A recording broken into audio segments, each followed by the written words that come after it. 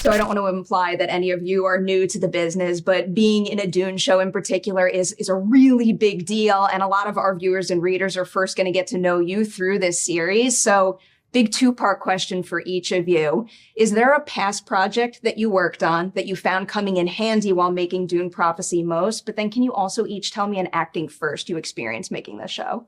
I guess for me, Heartbreak High, which is another show that I worked on, what the through line between the two is, I guess, seeing that inner child, and they both kind of are struggling with, I guess, their upbringing and that sort of thing. And I think connecting with that kind of gave me a good little, I guess, starting place between the two characters. What was the second part of that question? An acting first you experienced making Dune Prophecy. Acting first. I guess sword fight training, like all that fighting technique and all of that. I've never really done that before, and I really, really enjoyed learning that. It's a good one. Yeah, stunt training. I think for me, roles that I don't think I've done a role like this before. I think, I've been lucky to have like a varied career, but I feel like this role kind of came at the right time. I've had elements in each character. I think, I've often played the bad guy, and I don't see Keirnan this way. But then acting first, I think, the stunt training, being able to throw yourself into that so much and have the time to prepare, but also, turning up to set, and it's the first time I've done scenes with Emily Watson, and let's just say that's an That's good first right there. It's pretty good first, and that goes for the rest of the cast as well. Yeah. Everyone's so fantastic. Every day you turn up with something new, and be great.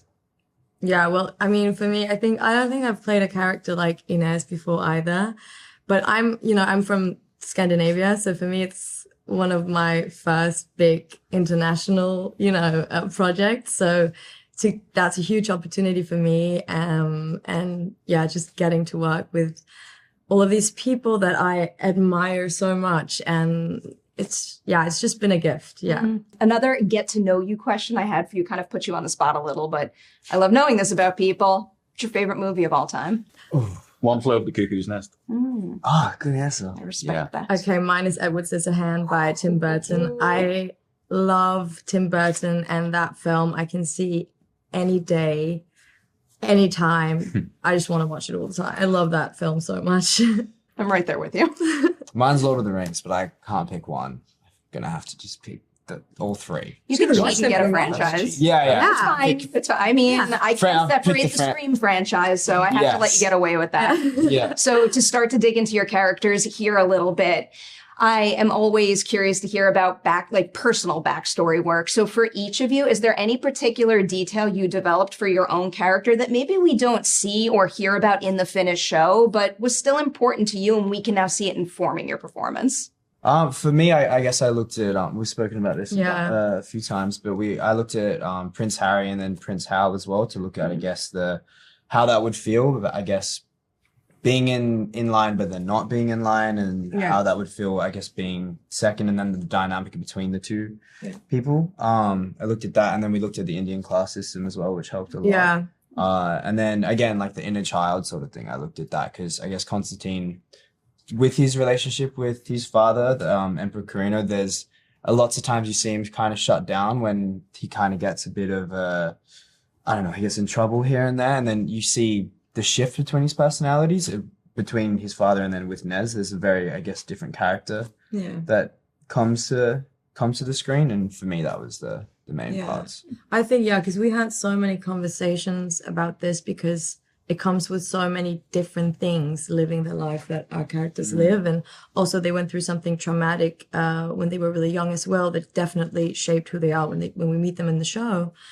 And there's this one thing that we looked at, this one scene with with Harry and William after their mom died, and how they had to put on that strong face, and that's something that our characters very much have to do all the time, because when they are at formal settings, they have to live up to the role that they're given, and they have to be professional.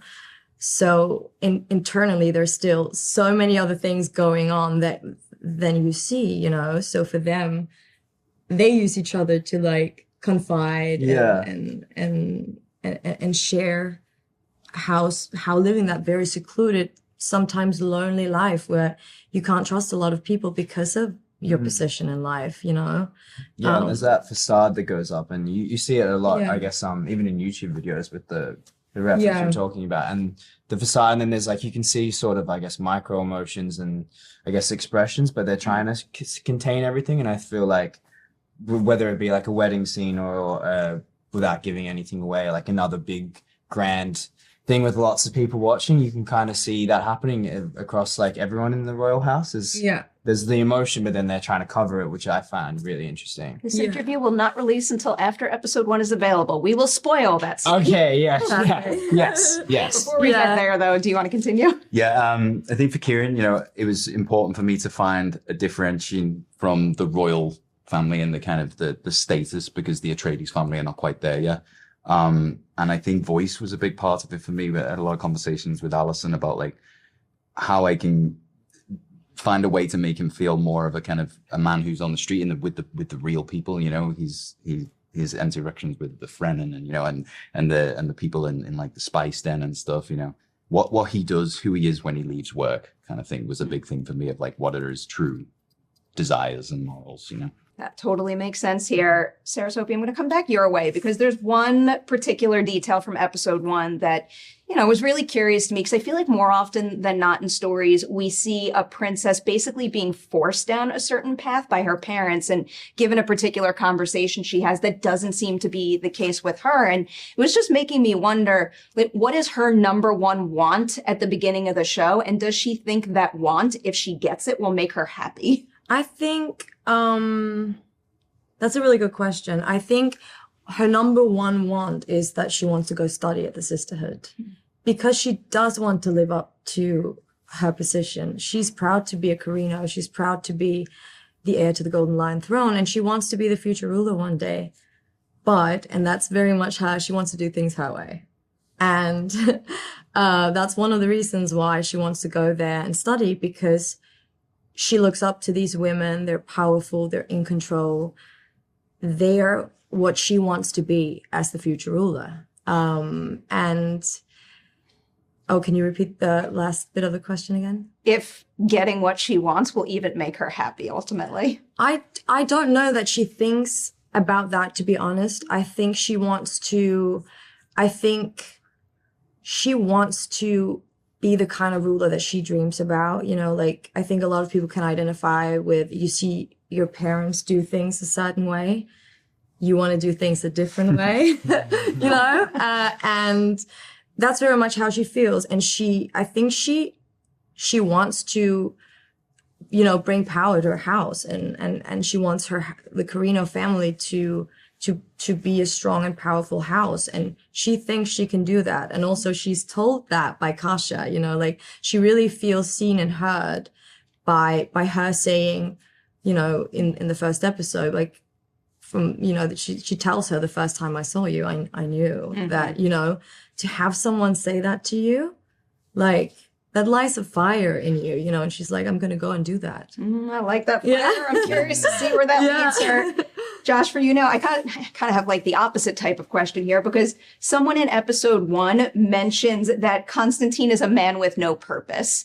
Is that perception just like an outsider view? Does he deep down have a purpose, and does he know it? I think Constantine has a desire for purpose. And I think where you see him in the early stages of the series, he's kind of navigating that. And I think he's still trying to find his feet of, I guess, he can't rise to the heights of Nez, but then he still has ambitions, and he still wants his father's approval and wants respect from not just him, but I guess everyone in the Imperium. Because I guess at that stage, he has a reputation for being a bit of a playboy and not having ambition, and I guess getting up to no good. So for him, he's trying to aspire to have something like that, but he hasn't yet found the path there. I believe in him. I don't know who to trust. I believe in him too. I believe in him. Yeah. Can I add one thing? Don't trust anyone.